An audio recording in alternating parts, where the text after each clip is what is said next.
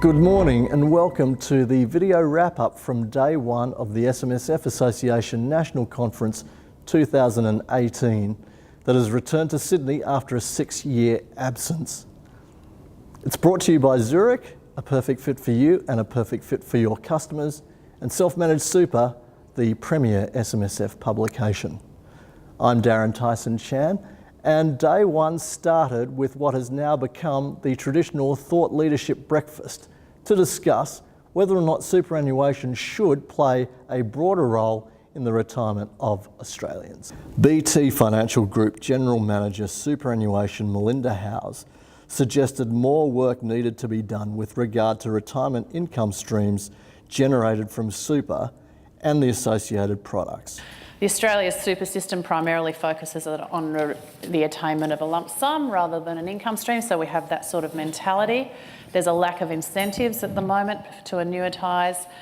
We're in a low interest rate environment, so the perceived value of an annuity is low. You're locking into a low interest rate over a long period of time.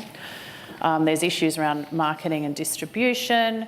Paying with small annual premiums rather than a big lump sum is probably a more palatable way for people to buy an annuity, so should it be funded over time? Having superannuation play a funding role to address other societal problems was proposed by La Trobe University Vice Pro-Chancellor Professor Phil Dolan. And I think one of the things we need to think about is the ability for people who do lose their job because of technology to be able to draw down their super for retraining purposes.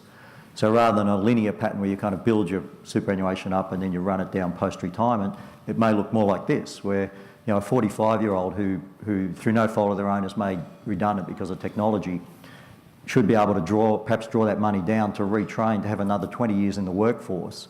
It's difficult to think of a better investment their super could make than in the human capital of the member themselves, to be able to keep them in the workforce and keep building their superannuation up, rather than find that they're out of a job at age 45 and forced to go on welfare or start drawing their super down permanently from there on. SMSF Association Chair Andrew Gale then started the conference proper with the announcement of who his replacement would be.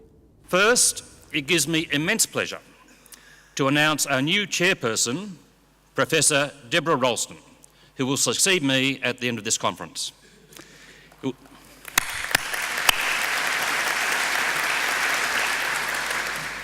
was quite a coup in July 2016 for us to recruit such an experienced director, superannuation and public policy expert, and distinguished academic as Deborah. Since joining the board, she has added enormous value to our deliberations, both at the board level and the Public Policy Committee, sharing her vast knowledge of financial services research and strategy, digital and finance innovation.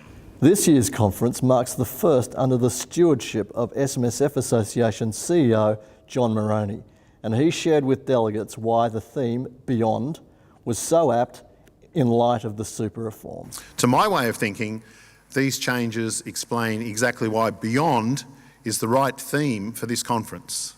It's a clarion call for action, for our members to commit to a charter of excellence that takes them beyond what is legally expected.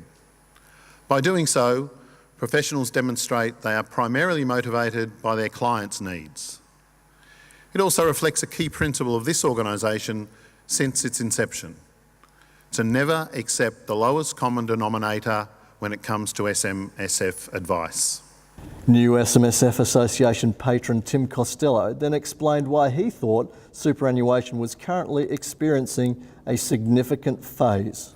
Well, I think we're witnessing an important phase in our superannuation system, with 600,000 self-managed funds, 1.1 million members, seeking not just to be secure and hopefully happy, but to think about goodness, virtue, the byproduct which might be happiness.